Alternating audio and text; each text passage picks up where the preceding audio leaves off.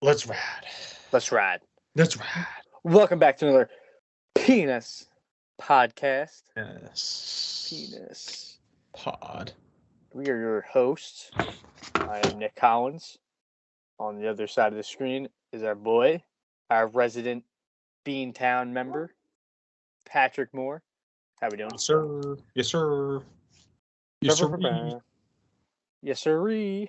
Yeah, man. Let's dive right into it. We got a lot to unpack from UFC this weekend. Oh, yeah, UFC. At MSG to NFL Week 10. And we could also dabble in a little bit of is there something else big happening? Blanking out. No, I mean the Astros won the World Series. That's it. Yeah, maybe I was thinking that. Yeah. All right, Get into the boxing world too. Floyd Mayweather fought a YouTuber again. Desiree? Deji. I don't know. See, like KSI's little brother. KSI's the one that fought Jake Paul, right?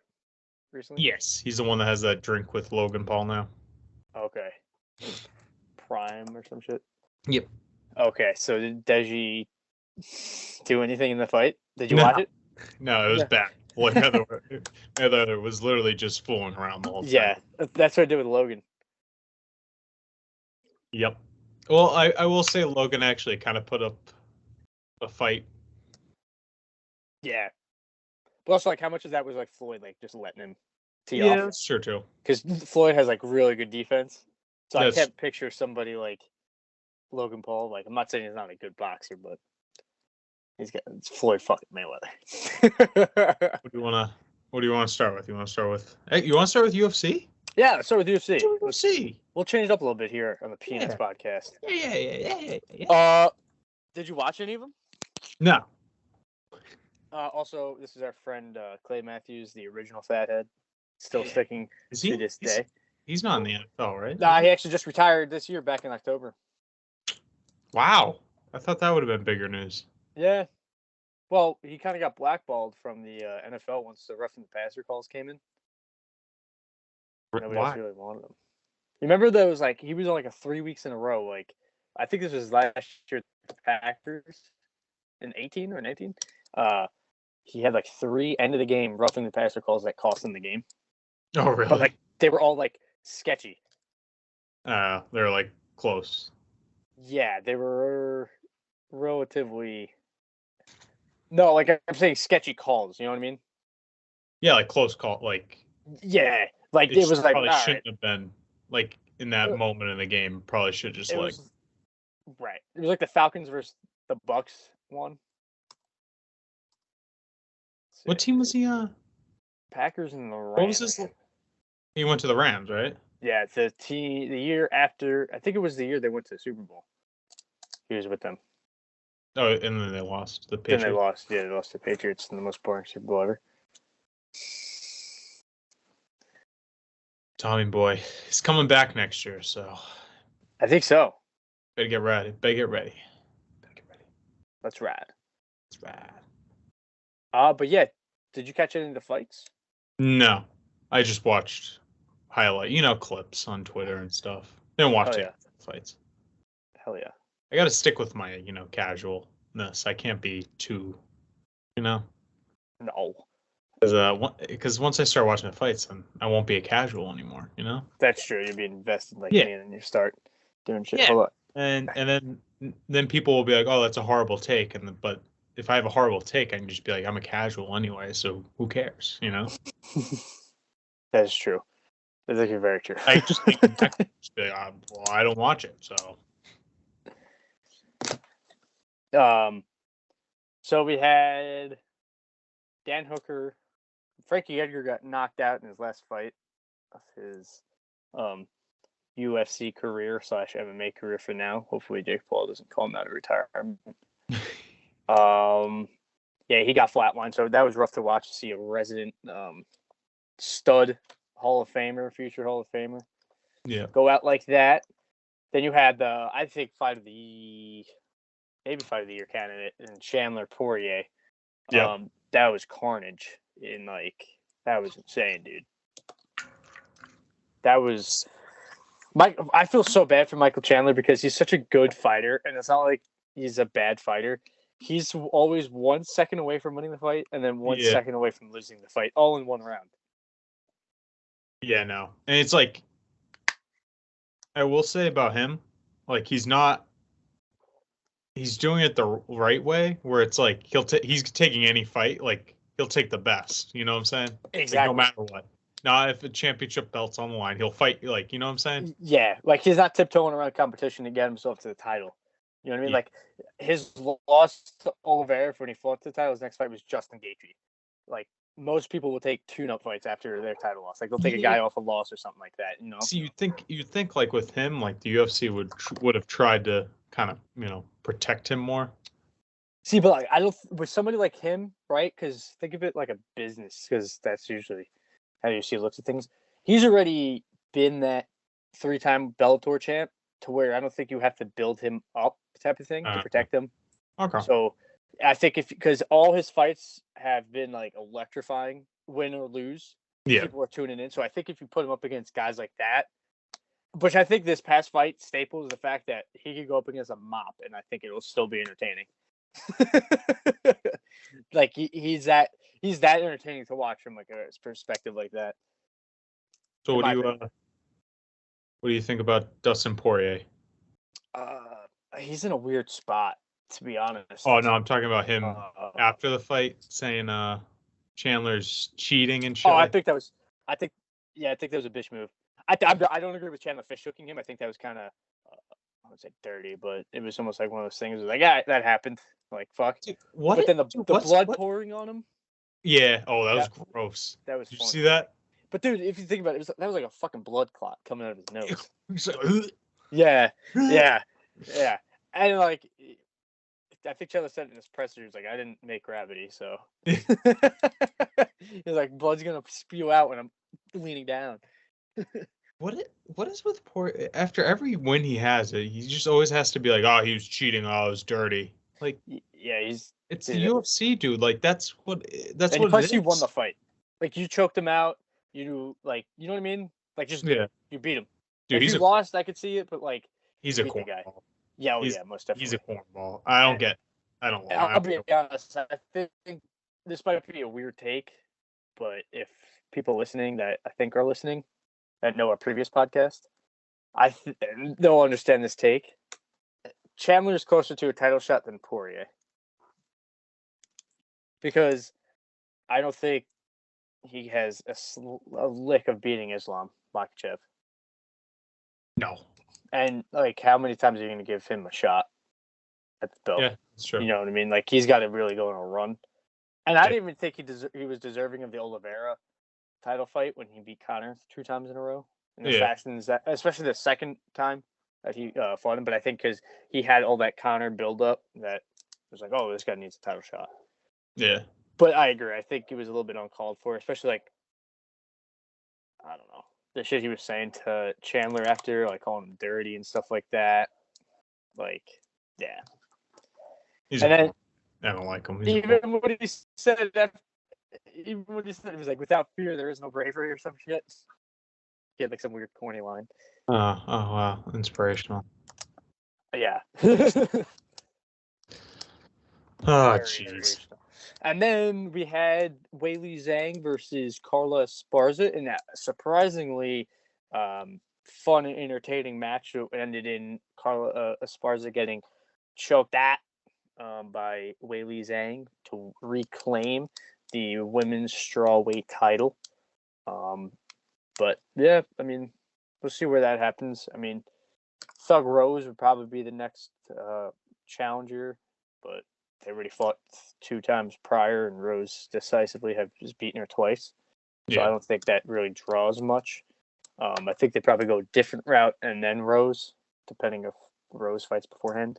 And then we had the main event, which I think is still everybody's talking about, Israel Adesanya versus Alex Pereira. Izzy was winning the fight. And then he didn't. I think he lost. I think he was the one that lost round 2. I think it was the only one he lost.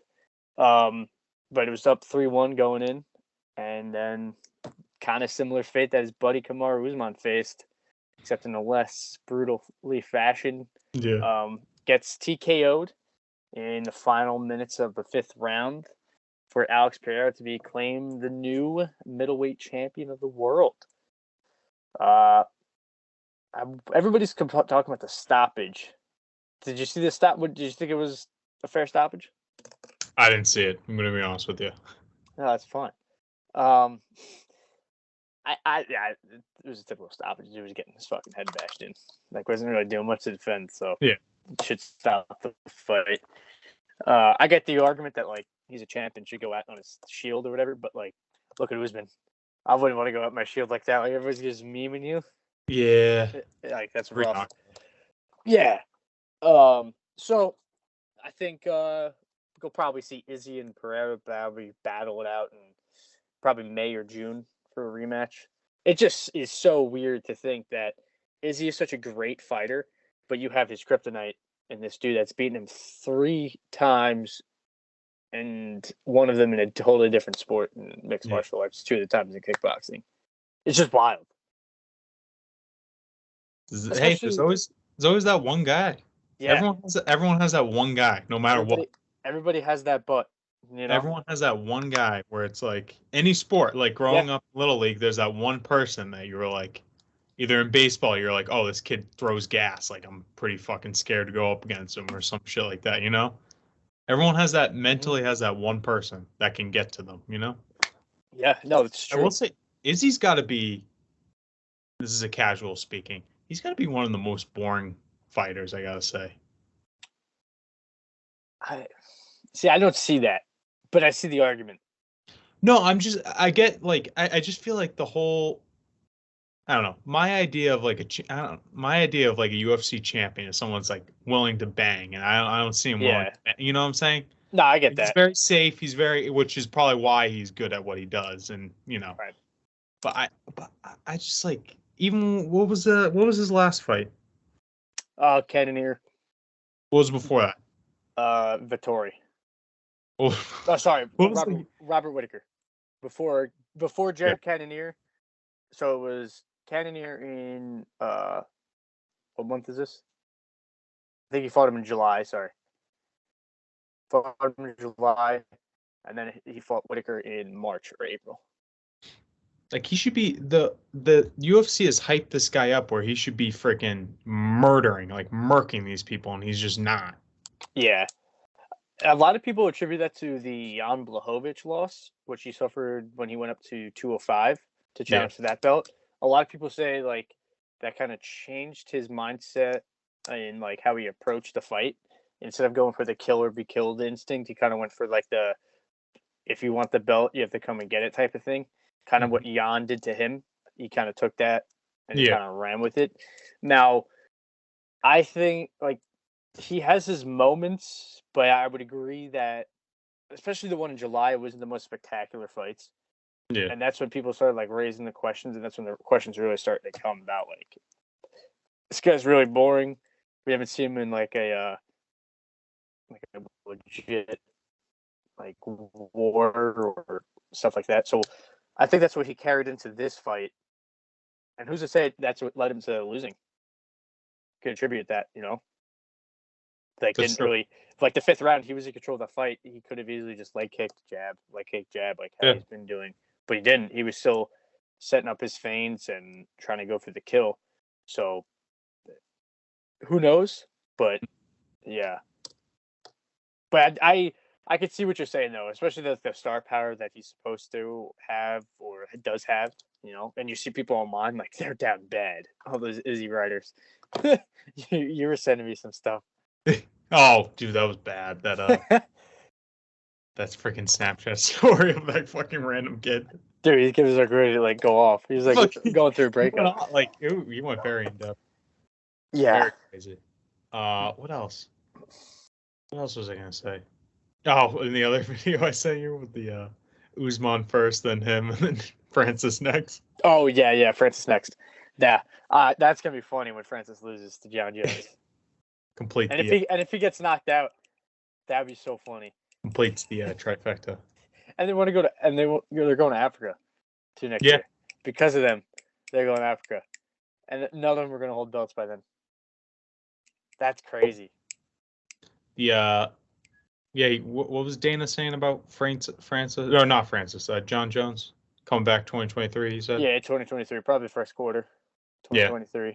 Which should be against Francis if Francis is healthy. It sounds like Stipe might retire. Don't know for sure, though. Ooh. But I think it's either a title fight or retirement for Stipe. And Jones definitely should fight for a title as well, considering it's John Jones, some of the best in the world, you know. Exactly. And since we're on MMA, I guess we should give our condolences to Anthony Rumble Johnson's family. Oh, yeah. That was a sad one. That one took me back a little bit. I was like, damn, bro. Like, I was not expecting that. I guess he was battling sickness for over a year. What was that? He was in one of the first pay-per-views we watched, right? Yeah, he was the one that was like, he was the one that was like, I hit him and I knocked him out. I guess I'm good at just knocking people out. He's like, I can, what did he say? I can fight. He's like, I can fight forwards. I can fight backwards. Basically, like, I can knock him out. I can knock him out forwards. I can knock him out backwards. I can do anything. Yeah. That was awesome. That was a good one. Awesome. Yeah, that was a sad one. But the next pay-per-view is in December 10th. With Patty the Batty is on that card. So Molly Meatball lost, right? Oh, she got fucked up. Sorry, yeah. pardon my French. She got mauled. Yeah, she had no answer for Aaron Blanchfield's takedown attempts, and got crucifixed. And she was stuck in there longer than most people would, so I give her credit to her on that. But god damn, that was rough to watch, especially if you're Dave Portnoy and Big Cat. Yeah, being ringside and seeing that. Dude, I gotta say, on that next pay-per-view, there's some wild people on it. Yep, it's gonna be one of the good cards. I'm just gonna say this: each person is his own version of white trash. It's on this. Yeah, I think Brett got Patty the Patty versus Jared Gordon, Bryce Mitchell, Yuri Prohaska. Yes. Robbie Lawler. Oh, jeez.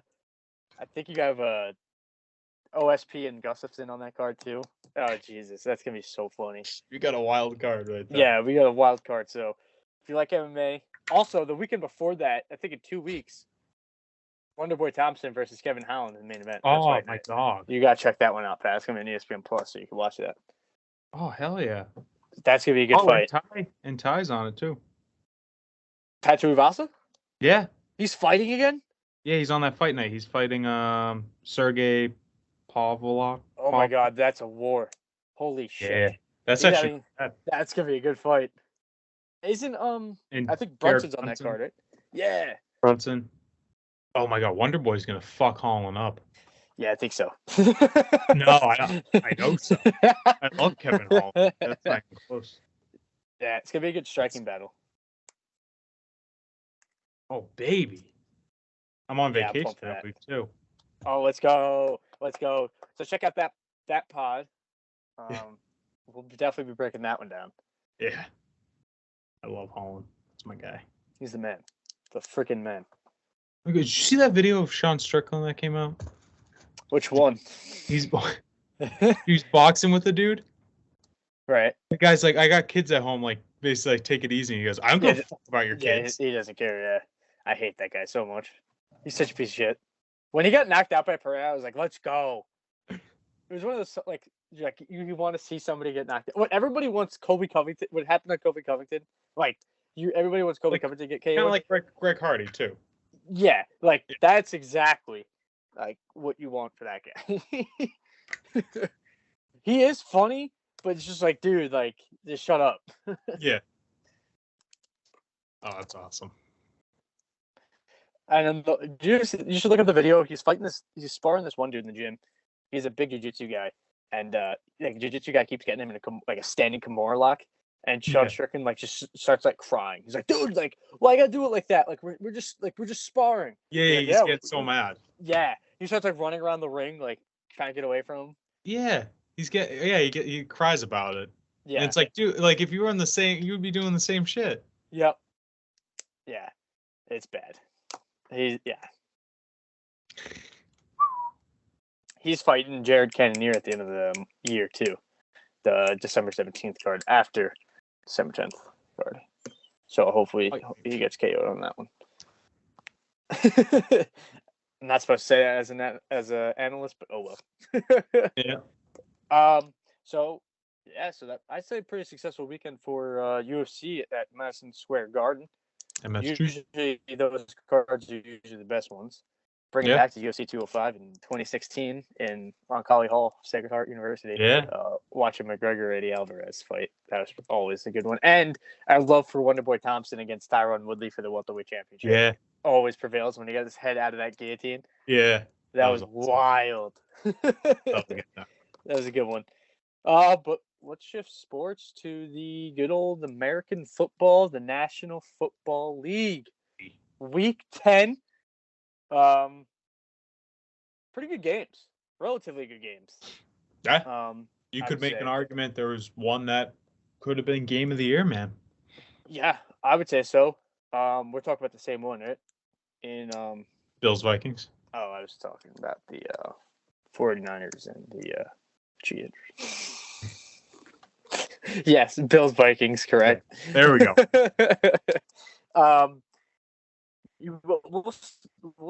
Since the weekend was like the highlight of the weekend, let's start with that one. Let's break that one down. I'm not going to say it, but I'm going to say it. We were the ones that put Kirk Cousins on the spot before anybody else did, and he backed it up.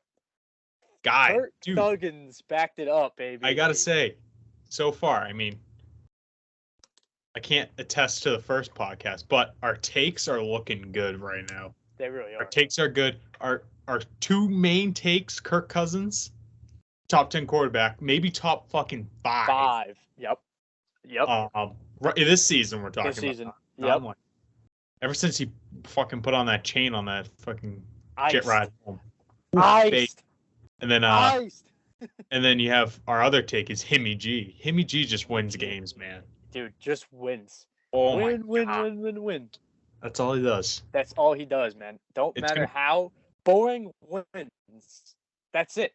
Yeah. That's what half these people in the NFL have to realize. If you don't have a Patrick Mahomes, Aaron Rodgers, or a Tom Brady, you need a game time manager. And that's what Jimmy G is. When you look up game time manager, you think of Himmy G. You think of two. Well, I think of two guys. One, Alex Smith, and then I think of Himmy G. Yes. Okay, I agree. Okay, I love Alex Smith too. Yeah. I have his jersey in the last year of the Washington Skins team. Sorry, Reds. Fuck. Edit that out. Bad take. Bad look for the program.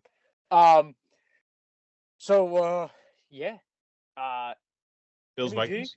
Bills Vikings. Sorry, I'm still mesmerized by Himmy G, but we'll go with Bills Vikings on this one. Let me just read you the stats too to prove that Kirk Cousins is also a top 10 quarterback and the game time manager because he didn't throw a single passing touchdown, but had over 200 yards passing. I'll read you a stat line. Give me 2 seconds. 1, 2. We got 30 for 50. 357 yards. Sorry, he did throw 1 pass touchdown. Sacked 4 times. 2 interceptions. 12 yards rushing. 30 for 50. 30 for 50. And 357 yards. That game. Dude, I got to say one thing about that game that worries me. Well, I don't give a shit, actually. Bills fans should be worried. Yes. Josh Allen is hurt, and he does not look like the same player he was. And that should worry you guys. So, nobody's talking about this because nobody should because it's kind of a negative from the game and takes away from the greatness. And I think people take this into account, like how what you just said, him being hurt. I think people should give Sean McDermott a little bit more crap for putting him in there in a game that yeah, it's a competitive game, but it's also like a game where it's like, all right, you lose to the Vikings. It's not like it's going to make or break you for playoff seeding type of thing. Yeah, exactly. You're not clinching that week. You're not fighting for a playoff spot. Yeah. You're not so, and it's I guess it is a big game, but it's not even. You're not It's not fighting. relevant. You're not fighting for a bye week. Yeah. You know what I'm saying? It's like It's not like why why throw him in that game? Which I understand. Josh Allen. Josh Allen's probably a competitor. He's probably the one that's like, I'm good to 100%. go. Yeah. I'm good to go. But that's his elbow. That's an important thing with your throwing. If there's even if you're uncomfortable with that, that can change your whole throwing mechanics. Even your confidence in how strong you can throw the ball. Yeah. Like, I guess it could be a confirmation bias of where we're coming from with like the result of the game, but just the fact that like I don't know, I wouldn't have cared throwing trotting Case Keenum out there just to like run the ball down the Vikings' throat. You know, Case Case Keenum was slaying that ball with Diggs. That's a revenge game for him. He would have slain that thing. Yeah, that's true. That's very true. But yeah, I don't know. I feel like it was not the best decision. I wouldn't say it's the wrong decision because they were in that game. If they got blown out, I'd definitely say it's the wrong decision. But and also like stuff didn't go his way, and also like that. Without that fumble at the center and the Josh Allen exchange in the end zone, that the Vikings would have lost that game.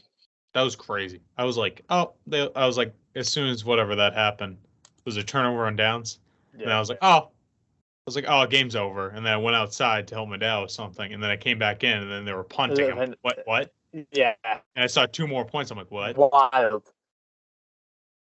Wild, dude. And then the best was the catches that Diggs had, and then Justin Jefferson had right after that was just crazy. Oh my god! That whole sequence, like you would have thought Stephon Diggs' catch was catch of the year, and then Justin Jefferson was like, "Hold my beer." Yeah. Like, can you talk about a fair trade? Oh, like that's probably one of the most even trades of all time. Yeah, 100%, 100%. I don't know. I have a feeling. I think Justin Jefferson probably will surpass him.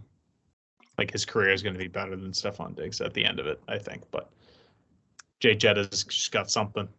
He was freaking, and that's I will say that's one of those. That's a huge test game for a wide receiver because at that end he took over that game, and if he can do that like consistently, that's GOAT status. You know what I'm saying? You come up in the big moments time and time again. You're fine. The rest of your career, you're gonna be great. You know? Yeah. Look at Odell. His career is patented by he's such a big free agent from a torn ACL. Yeah.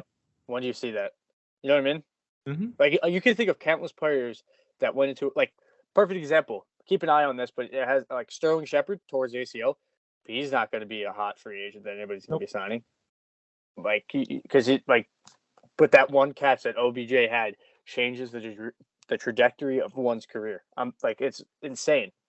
Yeah, and good or bad. That, and I will say it looked good that he came on that playoff run and helped them. Yeah, you know what I'm saying? He caught a lot of touchdown passes. Yeah, that's actually a good question. Where's OBJ gonna go? I hope it's not the Giants. Yeah. Even though the rumors are saying that. You guys could. I wouldn't be mad if I was a Giants fan. I wouldn't be mad. Oh, I'd be pissed. Why? All right, I gotta go off here for a sec. No. Oh, what? Oh, you want to start Kenny Galladay? You want to start Kenny Galladay over him? No. Kenny Galladay should actually just stop showing up to work. I thought that was gonna be one of the low key best signings for you guys, and he literally came there and just did nothing. Hasn't done shit. He's just collecting a paycheck. And I respect bank robbing. Oh yes, 100%. I don't blame him. That throw where it was literally perfect throw and he just dropped it. I was there. I was at the game. Yeah. I was there. I was in the nosebleeds and I was like, this guy sucks. Get him off field. I was like, this is terrible. I think with OBJ going to the Giants, I think we definitely can use a wide receiver to that magnitude 100%, considering all others are hurt. But I just hate it's just like a petty thing for me is you wanted out when everything was going bad for us, and now you want to come back when we're actually relevant again and have a shot to be in the playoffs. Like, no, thank you. Like, Well, go away. to be honest with like my take on this is he might as well like get in while it's good Yes. right now because after this year we're gonna see what they truly are next year, which is horrible, and they're gonna go back to the Giants. I don't know. I don't know about that. I don't know about that, Pat. I don't know about that. So This year they weren't supposed. This year they're supposed to win like 2-3 games. Yeah. Let's be real. Like now they have these group of players that, sadly enough, they're probably gonna have to keep majority of them, and then improve in all the other spots. yeah, So like quarterback's a big question, and then like whatever else they could do with the skill positions because like O-line was gonna be one of the worst lines in the league, and now it's pretty fucking good. I will say though, you guys lose Saquon, you guys are screwed. Oh yeah, 100%. You guys, if he gets injured again, you guys But, are like, screwed. We That's would why you also guys need OBJ. we also wouldn't be in the position without Saquon. You know what I What? mean? Like we wouldn't be 7-3 without Saquon. Oh yeah, no, Yeah. but I'm Right. saying you guys, which he is kind of injury prone. OBJ. I'm talking. Oh no, I'm talking Saquon.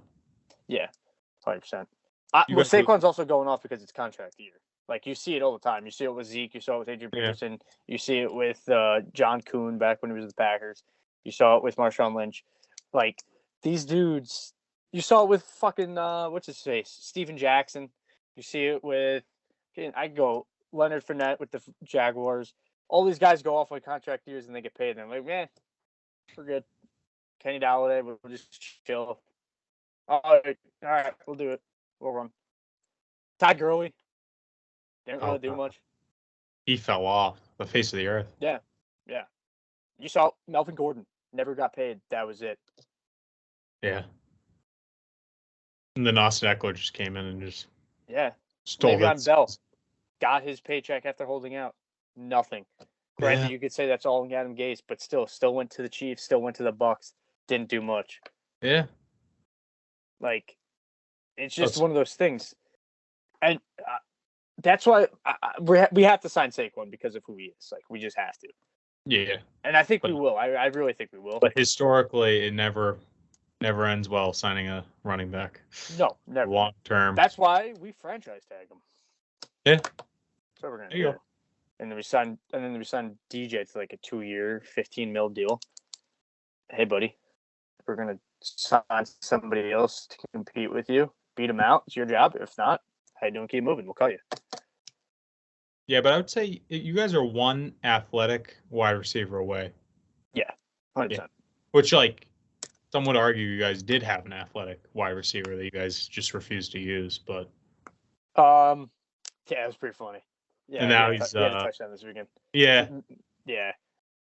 I don't know. I have my thoughts. I have my thoughts. Who knows what was really going on? Did you see? Did you see that TikTok with him in it? No. Oh my god! I gotta find it and send it to you. It's fucking scary. They're going around the locker room like, "Who's your favorite player?" He's in like a full like ski mask, like George Pickens style. No, Kadarius Toney. No, but like the picture of Pickens in the ski mask. Like where you can still see the face, like the. Oh, okay, yeah. And they're like, "Who's your favorite player?" And he's like, "Patty Mahomes." But he's making like the weirdest face possible. He's so creepy. I gotta find. He's so creepy.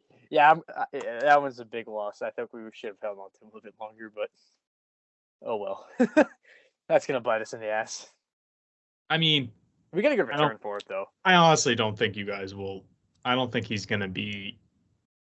I think it'll be a serviceable wide receiver because you look at that. You look at how they're made up. It's gonna be Travis Kelce's number one, and then it's just gonna be the rest of the crew. Yeah. Juju was coming on as like a true 2.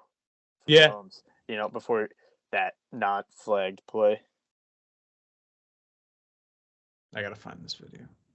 But yeah, back to your OBJ question. I would say the Giants. Most people say the Cowboys.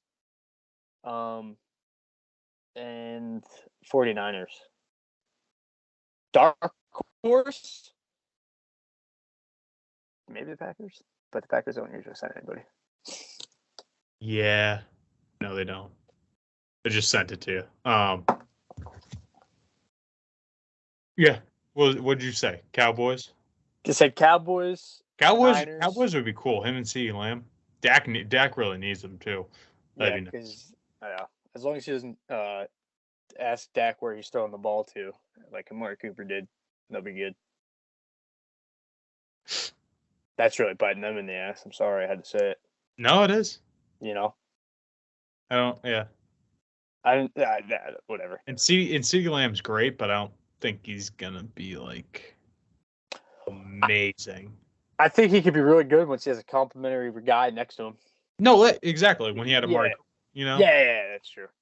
Because that's what happened. I look like an asshole because he went off this past Sunday, but I still believe in that. I don't think he's going to be a make or break guy. It's a game winner. Right. Is he like a Des Bryant-esque? Yeah. You know. Yeah. So who do you agree? Kind of Giants, Cowboys, Niners. Yeah. Dark horse, Packers, Chiefs.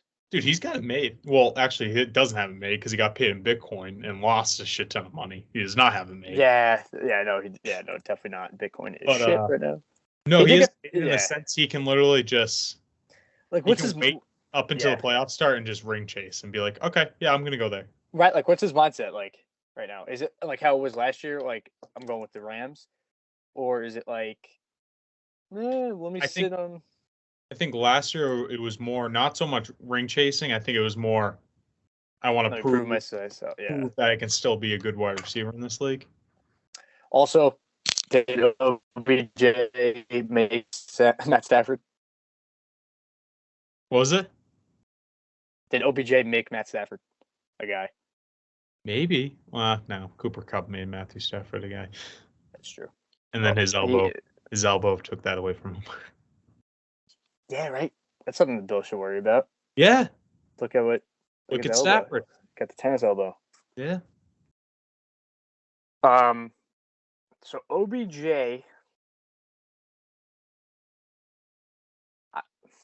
I don't know, man. I can't wait to see where he goes. He's taking 2 weeks to get into shape again, though, like football shape. He said, because teams called him, dude, the Bucks. Imagine he goes to the Bucks. Well, I'm thinking of a playoff team that he might want to go to, where he'd be like a true number one. The 5-4 New England Patriots. Yeah, and we're just like sneaking in the 7th seed right now, and he could really, I don't know, maybe he could take this team to the next level. Who knows? Dude, you know what I saw a crazy stat? Not stat, but every single team in the AFC East can make the playoffs. Like they have the highest percentage to make the playoffs. That's crazy. It is. That is crazy. It is. You'll probably have 3 teams from the NFC East make the playoffs. Yeah. Mind-blowing.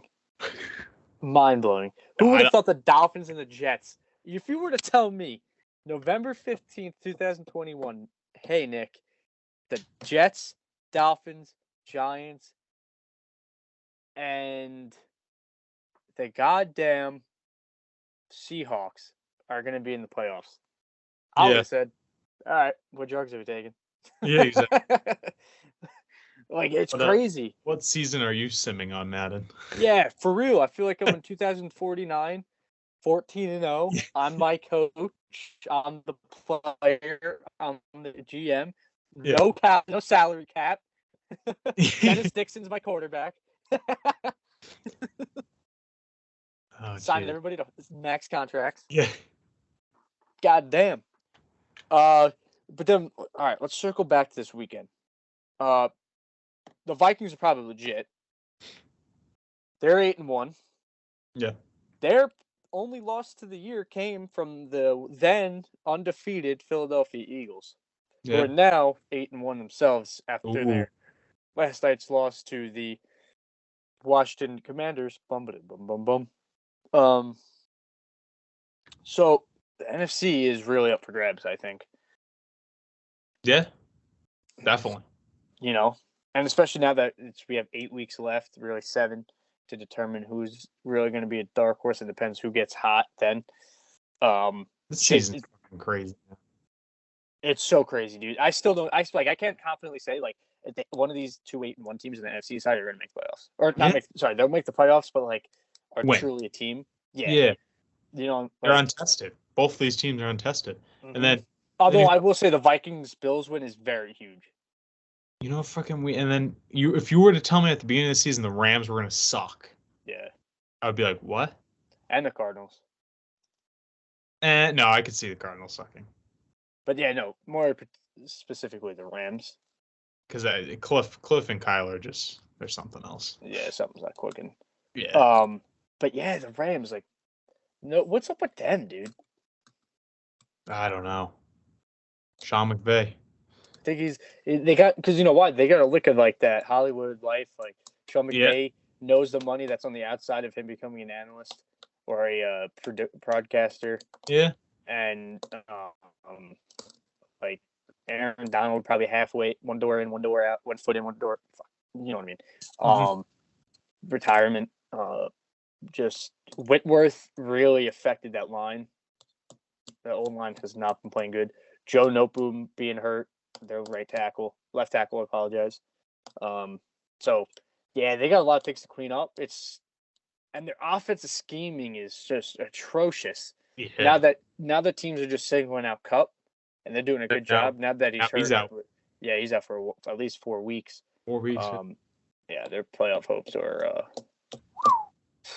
Yeah, I will say though, like,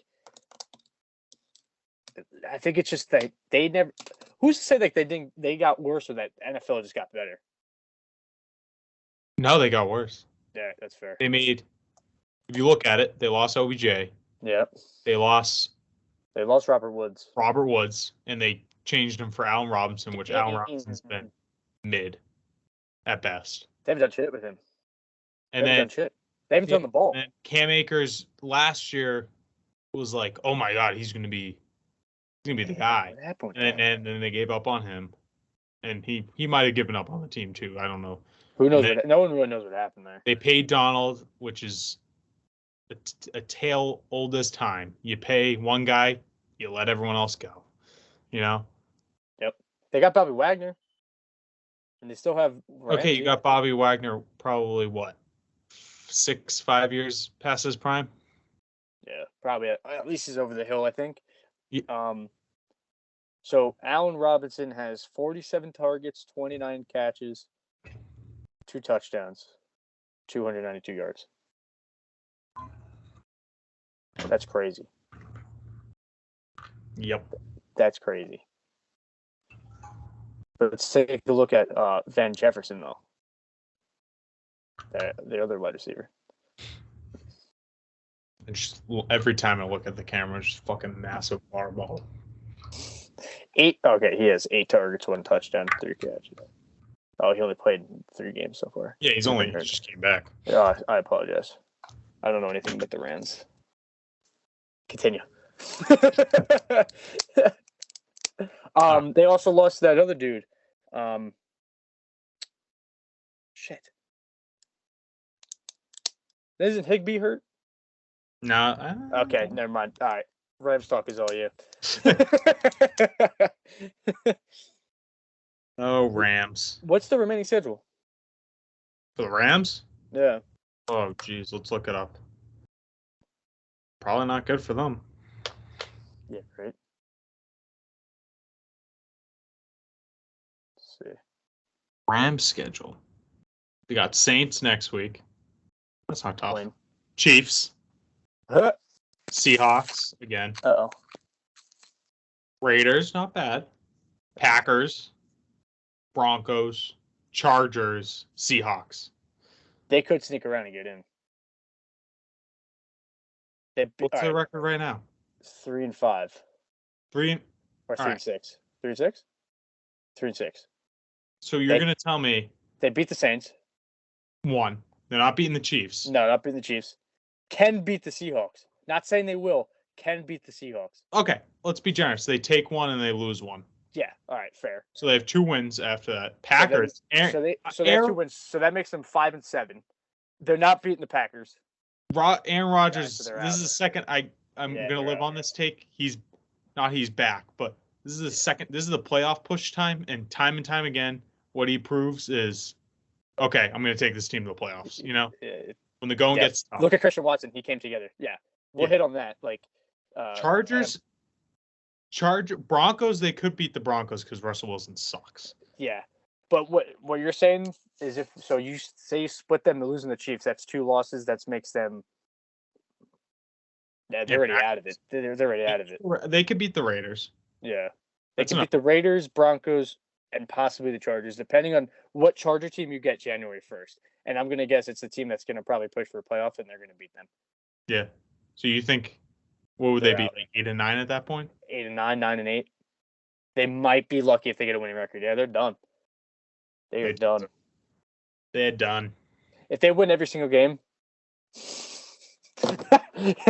We better hope this doesn't come back and bite us. Yeah. No, this is what we need, man. We'll own it. If we're wrong, but the Rams are not making the playoffs. They're not winning more than 3 games with the remaining schedule. They're not. No. They might win 4. Yeah. And that's if they beat the Seahawks twice. That's if. I'm saying they're not even going to win 3. I'm saying they're winning 4. I'll say, all right, over. We'll do over under 3.5. I'm saying under. You're saying over. I'm taking over. Okay. All right, fair. That's fine. We'll see. We'll see what happens, and we'll start just bragging. All right, we'll have our intern take it down. Yeah. You got that, Jeff, right? All right, cool. But all right, Kyle Horse is our intern. Let's circle back what you just mentioned with Aaron Rodgers. Packers versus the Cowboys. Packers were down. It was back and forth game up in the second half until Cowboys pulled ahead in the second half. The Cowboys pulled ahead, made it a 28-14 game. Christian Watson coming up huge with a hat trick, really making up for that week 1 big drop in Minnesota. That dude's coming along, and I think they found a guy potentially. They just they're getting Randall Cobb back. Sammy Watkins is getting more targets. Stays healthy. The defense still needs to get put together for that Packers team to really go far. But I think they can, as Aaron Rodgers said in 2016, let's run the table. Relax. 2022, we're not dead. And certainly look like the Packers had some life left, some fight left in them. They go face the Titans on Thursday night this week. Dicey game. Face the Eagles the week after. Then they got the Bears. So I'll tell you what, you'll get a true testament and see what this Packers team is legit or not these next 2 weeks, I think. Are they playing the Eagles the second week?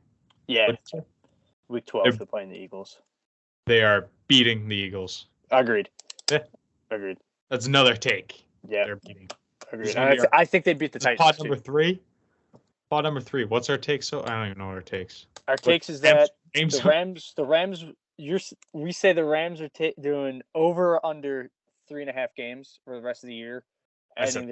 You said that. Yep. Kirk Cousins, the top 10 quarterback. Sorry. That's a fucking. Packers making the playoffs is your take. No, Packers. Well, yeah. Or no, sorry, Packers beating the Eagles, but alluding that the Packers make the playoffs. No, I'm fine with that take. And that the AFC East is going to be the playoffs, the whole entire division. Dude, that's not my take. I think the Jets are going to slip off. But. Yes, 100%. I think Zach Wilson's going to be their Achilles heel. Yeah.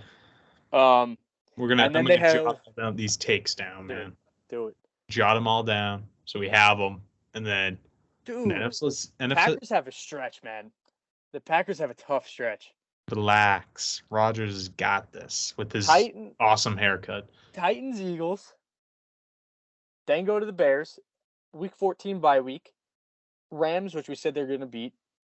Then the Dolphins. Then the Vikings. Then the Lions. That's dicey, but that's going to be fun. I can't wait. I hope all those games are in prime time. Oh, baby. Yeah, I hope they pull it through, man. That would be awesome. Run the baby. table. That's your Run guy. the motherfucking table. That was my guy. I love Aaron Rodgers. I'm also, I guess you could say I'm a Pack fan because Clay Matthews. How can you be a Packer fan when they broke your heart? What do you mean? In that? No. We broke theirs. We broke theirs. I own them. So okay. That's why I have. You didn't go and play in that game, so you don't own anyone. I don't own anybody, but we did break their hearts twice. Yes. I'm just gonna say it. 07 and 11. We broke the Packers and the Patriots' hearts. Not once, but twice. I will say this though: one guy that made that catch was on. Okay, so moving on here now. The next game of the week. And the other one, if Wes Walker fucking caught that ball, you guys would have lost.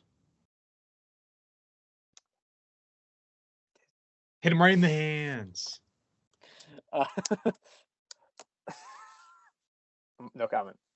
Oh, 100% right. It literally hit him right in the hands. That would have been a first down. We would have killed the clock. Rob Gronkowski was 2 feet forward, too. Dude. The Hail Mary. We'll go to the sports science. Well, if actually Rob Gronkowski had a healthy ankle, he would have been able to make that catch. Just got water in my eye. Yeah. We'll take 2 of those, please. No. Take 2. Moving along here, we'll talk about the biggest headline of Week 10. Or going into the Indianapolis Colts taking on the Vegas Raiders. I almost said Oakland. Good save, somewhat. With Frank Reich getting the axe early Monday to. Oh, that was one of my bad takes. I said Frank Reich was safe. Yeah. That was hey. P&Ns Did I say he was fired?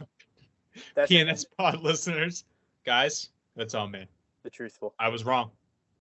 Did I say he was going to get fired? I don't know. I don't think I commented on it. Yeah, that's what I figured because I was trying to think back if I commented on that when we were doing that rundown. Also, we were foreshadowing. That was awesome. I'm going to say, if you guys really want the true media, you come here to P&Ns Podcast. But yeah, so Monday, November 7th, Frank Reich gets called into Jim Irsay's office and gets him out of town. And then 12 o'clock Eastern Standard Time, Ian Rappaport of the NFL Network breaks news that Jeffrey Saturday is going to be the interim head football coach of the Indianapolis Colts. Still fucking so wild. It's awesome. It's so wild. It's awesome. And then the toilet bowl of the media just starts spewing stuff out about the Colts and Jeff Saturday and all this stuff. And it just turns into just what could be a shit show. And then trots out. First of all, we got to take this back here. That press conference of them introducing Jeff Saturday is one of the most bizarre press conferences I've ever seen.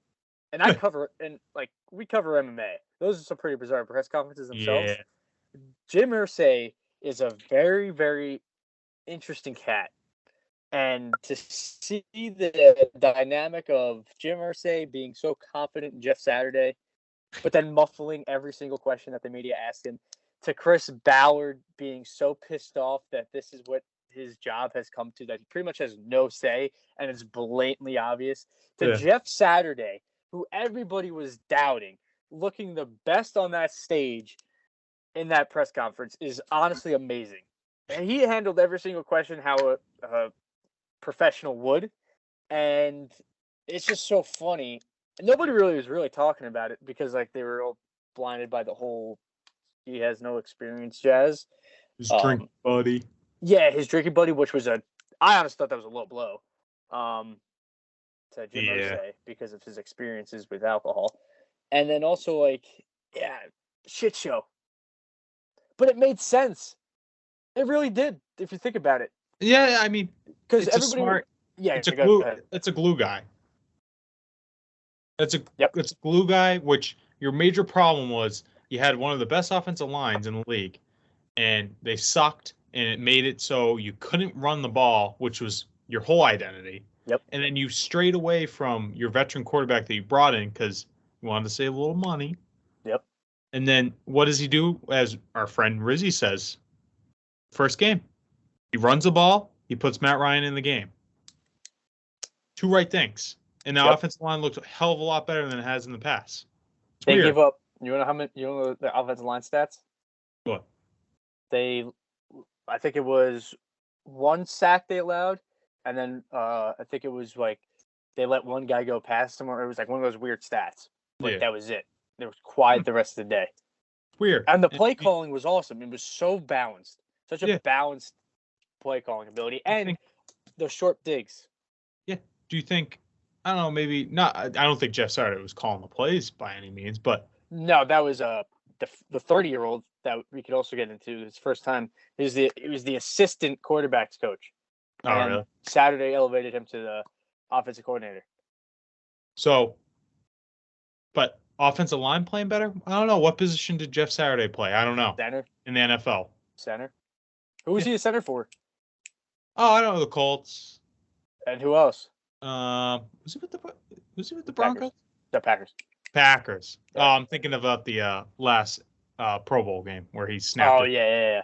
Snapped it to Manning one last time. And the Packers and the Colts, those quarterbacks are probably some of the best to ever play the game. In Aaron Rodgers and Peyton Manning. Oh, and by the way, played 2 years with Andrew Luck. So. Yeah. I would say he knows a thing or two about the offensive line and how to command an offensive line. Exactly. You know, and knows how to lead men. That's my favorite line of the thing. He was like, "I know how to lead men, bro. That's what I do." I love his just who he is. I always did but just how he was combating the criticism that he was getting. And you know what? A shame on those broadcasters to say what they said, that he has no coaching experience, when those people sitting in those chairs and in those suits on Showtime, on ESPN, on NFL Network, on all those channels, they had zero broadcasting experience and took away all the opportunities from kids that paved their way to go to school because because they know the game. Yeah. But because Jeff Saturday knows the game, he can't get an opportunity. No, fuck that. That's so hypocritical. It's insane. That is true. How many people behind the scenes at ESPN that we know or can know somebody that worked behind the scenes, went to school for communications, whatever, get passed up because Bill Cowher is going to come in from the Steelers. Ryan Clark's going to come in. Whoever. You see it all the time. You know what I mean? And let's talk about this real quick, too. Aaron Boone was a ESPN analysis before he took the New York Yankees job. Chauncey Billups was an ESPN analyst before he took the Blazers job. Why is everybody up in arms because Jeff Saturday did? Because they didn't think about it, and it's also because they weren't the ones that got picked. That's why. It's pure jealousy. That and I don't think anyone would have thought that was going to be Yeah. So I think that because they want to bitch. Well, because people are mad about the Rooney Rule part of it, which I kind of understand, but I feel like there's a lot of arguments where that Rooney Rule has done the opposite of what it's supposed to do. Yep. Example, Brian Flores. Yep. Other African-American coaches that try to get a job where they just bring them in for these fake interviews and waste their time. Brian Leftwich. Yeah. No, it's sad. And I think nowadays, with this opportunity that the Colts gave to Saturday, whether he wins or loses, it was just the impact. It was against the Raiders. Let's not get overly excited. It's a good win though. At the same time, the Raiders suck. 100%, but so did the Colts going in. You think about it; they were only 3-5. They were only 3-5-1. The Colts were 2. The Raiders were 2-6. The Colts suck, but I would rather have the Colts roster than the Raiders roster. Yes. Yes, 100%. Because their defense. They are on paper. Yes, but how the Colts are playing, no. The only player you would rather have is Devontae Adams on the Raiders. That's the only Josh Jacobs? No, yeah, Jonathan Taylor. Jonathan Taylor. Yeah, and take that back. I'd rather have that defense over there. And I'd rather take that. I'd take that offensive line too. Yeah. But yeah. So and they have the Eagles. He's the Ted Lasso of coaches. I can't wait, dude. I just hope like they at least go 500, just to shut everybody up. Like I'm just truly rooting for Jeff Saturday in particularly. Like I'm indifferent with the Colts, so like cool if they win, they lose, but especially for Matt Ryan too. Like and it shows like the locker room wanted Matt Ryan as their quarterback, and they weren't making digs at Sam Ehlinger, but like you saw that offense just run smoothly, eloquently. Like everybody was hitting their strides. Paris Campbell probably had the best game of his career, and even the season for sure. Even Jonathan Taylor getting those busted after that 64-yard run touchdown. Yep. So it's awesome, man. I hope they have something special going, and I think they are. And another thing back to the coaching thing is like everybody wanted then like why didn't John Fox, former Super Bowl coach, and you had Gus Bradley as well, former coach. All those guys are on that staff because they got fired as head coaches. Yeah. So if I'm Jim Irsay, the owner of a team that thinks that they have a potential to save their season with the roster that they have, with the highest paid offensive line, the paying a quarterback a good amount of money, a young, almost MVP caliber running back, why wouldn't I go out and try to get somebody that can actually coach instead of coaching to tank? Yeah. You know what I mean? And no offense to Gus Bradley, hell of a coach. He did a great job against that game, but head coaching wise, look what he did with Jacksonville. Not squat. John Fox always got fired from Carolina and Denver once their rhythm went down. Yep. So that's my take. Because it irked me when I saw all the criticism. Yeah. You know what I mean? I was just like, the dude did nothing. Like, yeah. At least wait for him to fail. Then dude, insane. Yeah. Insane. Weird. Jump to another topic. Justin Fields. He is popping off. Yeah, dude. That poor guy. Freaking Bears. He's like... that was another good game, too. Bears blew it. Yep. They were down. I think they were up 30-14 in the third. But oh my God, he's putting up Lamar Jackson numbers that first year. Dude, it's crazy, right? He's freaking... Whew. He's got that... Yeah. Like, he's playing... on this stretch, he has been playing very bad defenses, but... Yes. Like, very bad defenses. Yeah. Although... He did... Hey, against the Patriots defense, he looked good, too. Yeah, no, he did look good. Yeah. I think everything's slowing down for him a little bit. I think he's starting to get it. You know what I mean? The game and how he has to play. I think the Bears are noticing that, too. No, his rookie season, the game was already slow for him. Don't you remember that? Oh, yeah, that's right. First game? Yeah, that's right. It's already slow. I honestly was watching the game. What game did they play on? Was it the Patriots? No. What was the? I look at the schedule. Sorry, I think it was a primetime Monday night game. It might have been the Patriots. One sec. Sorry. Patriots. They played it. I think did they play Sunday night? No, Monday night. Yeah, I want to say. The Bears played somebody where he made like a short pat, like a easy goal line touchdown, flat out. Should have easily walked in for the touchdown. And he the way he just threw the ball was almost like money, and it just overthrew the tight end. I was like, yes, you deserve that. Who was it against?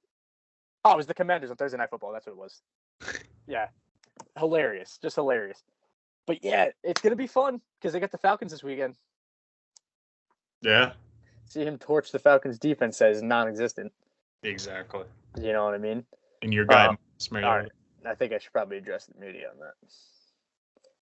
He was just trying to make a play. Was it pretty? No. Did I agree with it? No.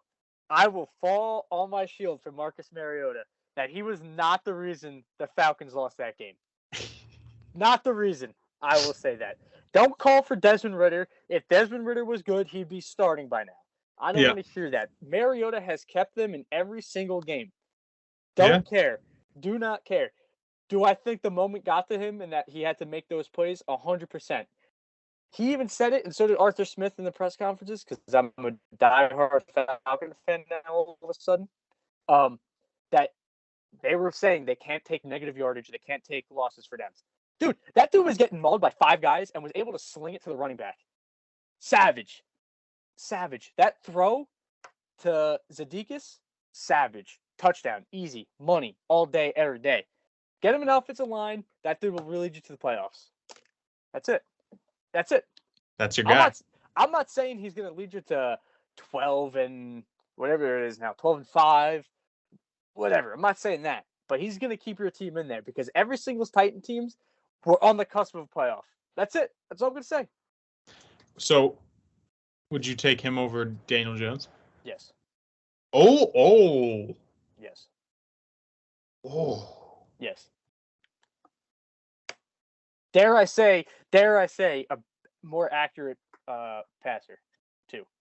Damn. Giants fans are going to turn Deep on ball. Good. They should. I just don't think the offense is set up for that. Yeah. With RPOs and stuff like that. Exactly. If they were, like, Daniel Jones has the running ability. Just picture you had a quarterback that actually has running ability and is meant to run. Yeah. But that opens up with Saquon in the backfield. I honestly thought the Giants were going to sign Mariota this offseason, but somebody else was wearing number 8. So once that guy's gone, Mariota could step back up into the number 8. And, yeah. But, yeah, don't be writing off Mariota just yet. He didn't write back yet. No, that's an awesome. Dude, that was a good one. That's a good quote. That is a good quote. Other takes. Dolphins smoke the Browns. Dolphins look very good. Yeah, very good. They look like Mike McDaniel, coach of the year. Dude, talented. That roster is talented, man. That's special. We'll see if they can. They're not tested either, so we'll see. Playoff time. If they crumble or they win. Yeah, that's true. Just a boring football game. Broncos Titans. Dude, it's got to be Hackett, right? Yeah, I don't know. Because, like, if you're a good football coach, if it's your quarterback, you could disguise that. Yeah. Like, they haven't scored over 20 points at all. Do you think it's more? Do you think Hackett thinks Russell is more than he is? Because I saw Richard Sherman on his podcast, which he's a fucking number 1 Russell hater. But I was just gonna say, yeah.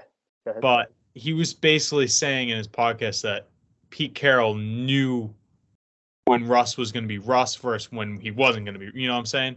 Like, he knew how to disguise who Russ was. You know what I'm saying? Yes. Yeah. So do you just think that they got this? That they thought they were getting this, like, generational talent quarterback where they were like, oh, we'll let him command the offense. We'll let him do it. While in reality, it was more the coaches around him were making him, and the talent around him were making him to that next level look even better than what he actually was. It's a tough one. Like, it's a 50-50 question because, like, you can make arguments as to Carroll disguising Russell Wilson's downfalls or whatnot. But then you look at these playoff games that he had the Seahawks in, like that Viking game when it was so cold out. He did, like, how do you disguise those throws that he made to Lockett? Yeah. Even those games against the Packers in an NFC title game, how do you disguise those throws to Baldwin? You can't. That's true. Like, he's still he's a very talented player. Do I think that the play calling is? I think what you're saying is where you're right. Is Hackett is playing calling more into Russell Wilson more than the team. If that makes sense. Yeah. He's playing the calls for Wilson to show Wilson's abilities when really you want to show the team's abilities. Because if you look at what Hackett has done with Aaron Rodgers, he made that team look good because it looks like the play, even though LaFleur was still calling the plays, like, Hackett was still running the show on the offensive side. Like, I don't know. I think you're onto something there for sure. And I'm sure as the weeks go on and if Hackett eventually gets fired, that it'll come out of like how he perceived Wilson. But I think it's like I don't think it's all Wilson. I'll be honest. Yeah. Because it's just so hard. Because let's see, he had 21 for 42, 286 yards, one pass touchdown, one interception. That's not like terrible. It's not good, but it's not terrible. No, that's not what you're paying for, though. No, exactly.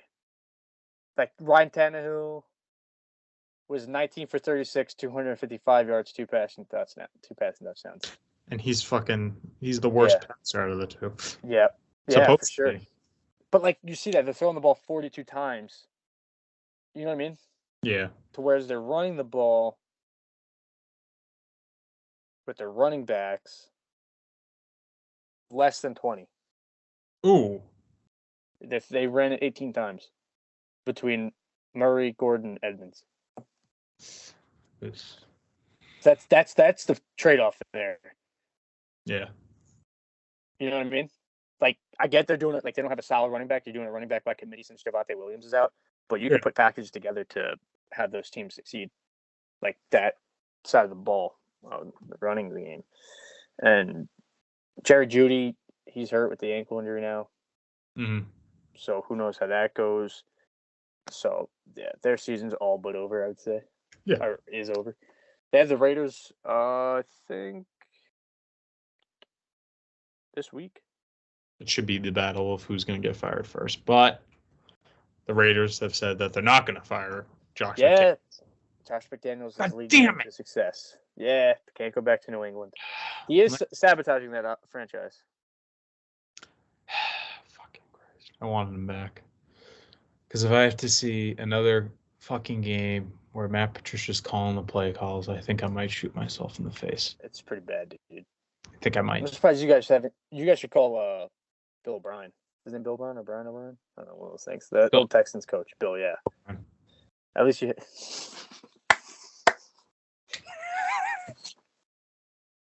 Dude, that was so spot on. That was so spot on. I should talk. I kind of have a butt chin too, but his not as bad as that. His is potent. His protrudes. Yeah, Patriots got to do something. They're on the bye this week, so we'll see any adjustments they made. They got the who they playing? They have the Jets. Yes, they do. Yep, I believe they do. Yeah, they face the Jets on that 1:00 slate. Are they playing on Thanksgiving? The Patriots? Yeah. No. Yes, they are. They're playing the Vikings. They're playing the Vikings, man. Come on. Yo, Thanksgiving's pretty good. Bills, Lions, Giants, Cowboys, Patriots. Giants, Cowboys is gonna be good. Lions chance here. MCDC is gonna go and say, "All right, man. Vikings, maybe. We're gonna beat the Bills, man. We got this, man. We're gonna eat some turkeys, man." Oh, baby, Thanksgiving. I can't wait. Eat some mashed potatoes. Watch the Giants and the Cowboys. Give me all that. What? Give me all those sides. I don't fuck turkey. I don't need that turkey shit. Give me all the sides. Mashed potatoes.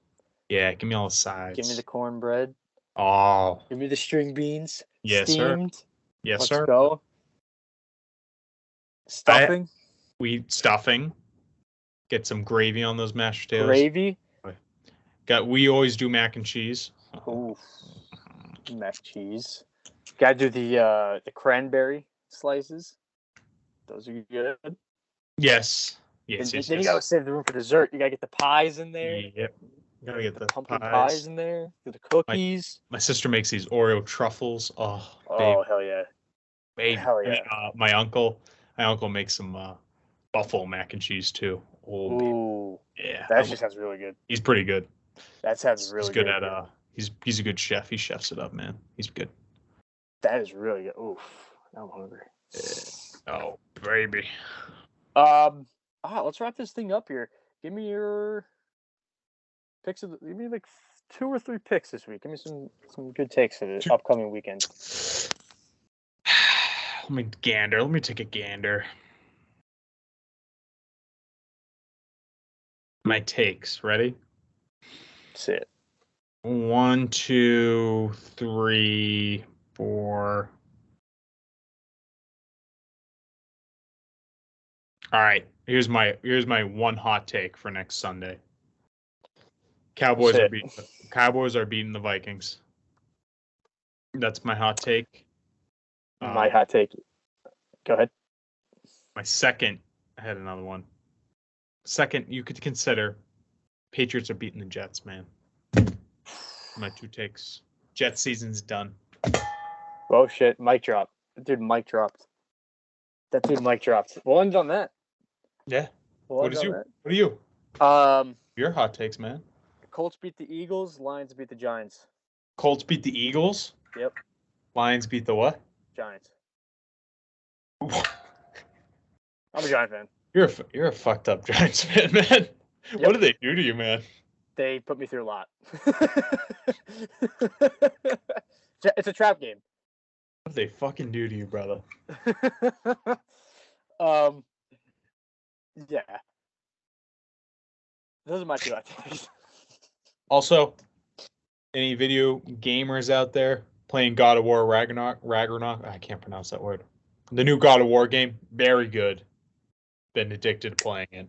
There you go. That's why I was like, oh, take your time, man. You eat your dinner. Let's go. That'll do it for us, ladies and gentlemen. Thank you if you made it this far for tuning on in. Check in. We'll be here, your staple, covering everything sports as NFL is in the heat of this season. YouTube, Apple Podcasts, Instagram. Check it all out, man. Give us a chance, Give us a chance. Check it out.